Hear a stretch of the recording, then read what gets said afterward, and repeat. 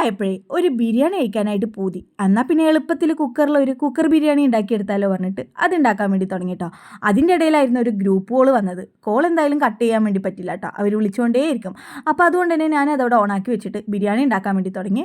ചൂടായ കുക്കറിലേക്ക് ഓയിൽ ഒഴിച്ചു കൊടുക്കുക. അതിലേക്ക് സവാള അരിഞ്ഞത് ഇട്ട് കൊടുക്കുക. പട്ട, ഗ്രാമ്പു, ഏലക്ക, ബേ ലീഫും കൂടെ ഇട്ട് കൊടുക്കുക. എന്നിട്ട് അതിലേക്ക് ചതച്ച് വെച്ചിട്ടുള്ള പച്ചമുളകും ഇഞ്ചിയും വെളുത്തുള്ളി ചെറിയുള്ളി പുതിന മല്ലിയില തക്കാളി ഇതെല്ലാം കൂടെ മിക്സിയിൽ ഒരൊറ്റ കറക്ക് ഇറക്കിയിട്ട് അതും കൂടെ ഇതിലേക്ക് ചേർത്ത് കൊടുത്തിട്ട് നന്നായിട്ട് ഇളക്കി കൊടുക്കുക.